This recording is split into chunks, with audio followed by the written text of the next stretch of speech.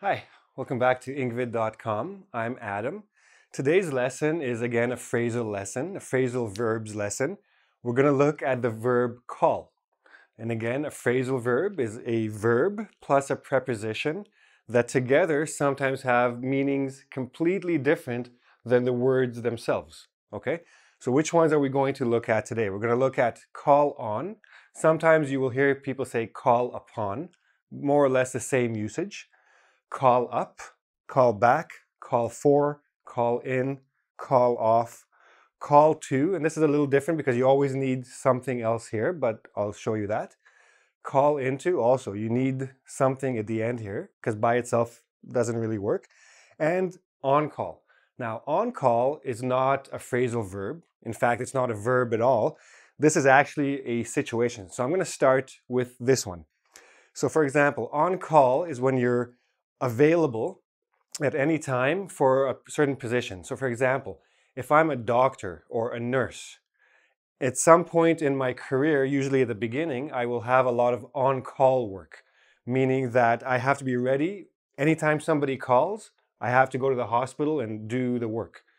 A lot of jobs, for example, waitresses or even retail jobs, they give you an on-call position. It means it's not part-time, it's not full-time, it's on-call. When they need you, they will call you, you will go to work right away. When they need you again, you'll go back. So it could be used as an adjective or a noun. A noun as the situation, on call to describe your position. Okay, let's get to the verbs. Call on. So if I call on you for help, that means I am asking you for help. So you call on someone to help you do something. You also call upon, but this is not necessarily a person. You can call upon your wits. You can call upon your intelligence, means you want to draw. So you're asking your brain to give you the tools you need to do something. So this job is gonna call on all our energy, all our brains, all our confidence to do this job. So that's call on, okay? Okay, let's go to the next one. Excuse me, call up. A few meanings to this one. One is just telephone. Yeah, I'll see you next week. I'll call you up sometime and we'll go out for a drink, okay? So you can say call someone or you can call someone up. Basically means the same thing. But in sports or the military, it has a different use. In sports, it's a promotion. So many professional teams, they have the amateur teams or the semi-professional teams that their young athletes play there. And when they get good enough, they're called up to the big team, to the professional team. So for example, in hockey, you have your NHL teams, your professional league teams. You have your farm teams. We call these the farm teams. Okay, that's the ones that are just learning. They're young guys. They're trying to get up to the major leagues or the major teams. So you call them up. They've done well. They're called up to the next level. In military, some countries, they have a draft. It means that they pick out young people to become soldiers and go to war. So when they draft them, they're calling them up. Okay? They're out of high school or college or whatever the situation, and they're called up to serve, means they're going to the army. Okay, so now we're going to look at call back. So of course, there's always, hey, come back. So you're calling out to somebody, asking them to come back, to return. And the same thing you can do with a telephone call. I call somebody at their office, let's say. The person is not available, out to lunch or away from the office or in a meeting. And I leave a message and I say, can you please ask him or her to call me back? Basically, return my phone call. Okay, now another common use of call back is when you have an interview or audition.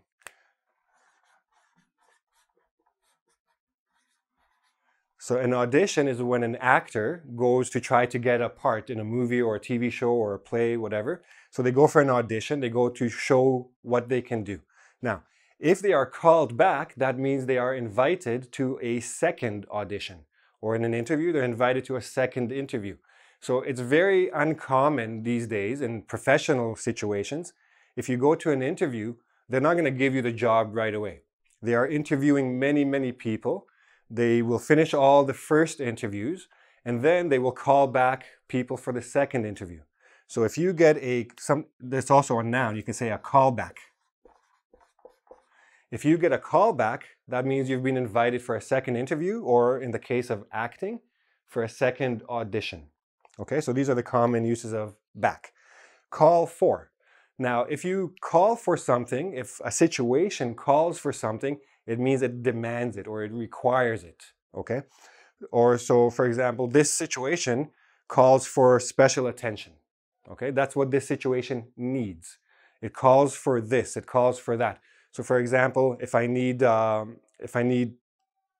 do something that's very, very expert or very, very niche, the job itself might call for an expert or a specialist. So then I would call in a specialist, but I'll get to that in a second. Another call for, somebody comes, your son or daughter comes home from school, they get the mail from their college they apply to, they open it, I got accepted. Well, this calls for a celebration, and you go get the wine, cheers, cheers, cheers. So to find something appropriate for an occasion. So the occasion calls for a response, okay? So calling for champagne, always a good idea. So again, call in. So like I said before, if you have to call in somebody, it means you have to bring a specialist. Call in an expert. Call in somebody who has knowledge about something so you can do whatever the task needs to do. Another meaning of call in, and again, going back to the telephone, if you want to give a message, you can call it in.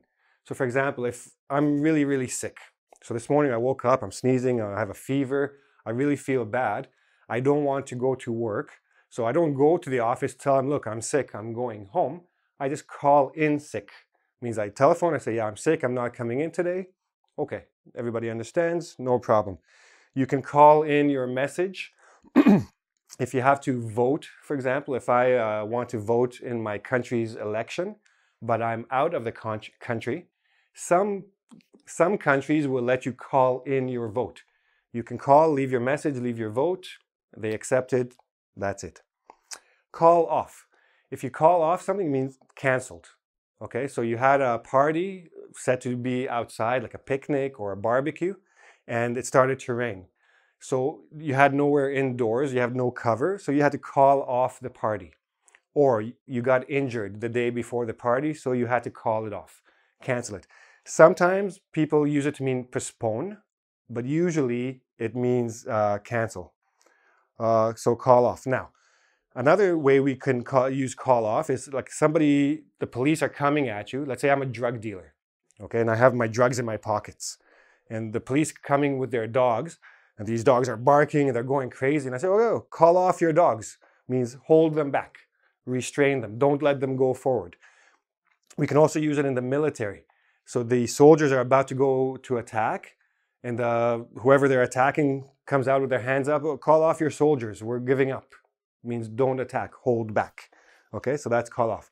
Now, call to by itself doesn't really mean much. So we say call to action.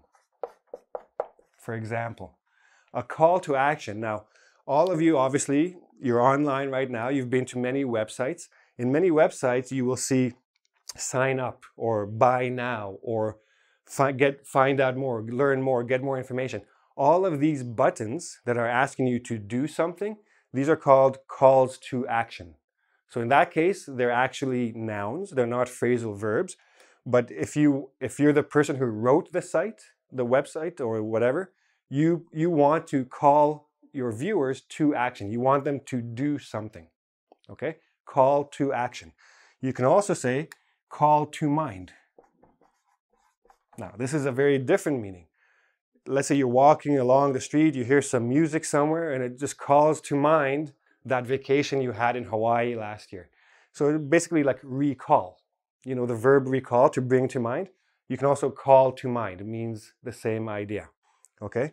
And call into works on the same principle. You're always going to call something into something. So you're going to call into question. Sorry, my cue is not so pretty. Call into question. So somebody wrote an article or an essay or a newspaper column, and you read it, and then you say, no, something is not right here. So you call the publisher and you call the information into question, or you call the writer into question. It means you doubt. You think there's something wrong and you want to investigate the problem with that article or with the writer, him or herself. Okay, that's basically it for call into. Always call into question or call into some sort of doubt, etc. And then again, on call, ready to work at any time. So I hope these are clear enough. And if you need to practice them some more, please go to the engVid.com website. There's a quiz there. You can also ask me questions. And yeah, please subscribe to my channel if you like this video, and see me again soon. Bye-bye.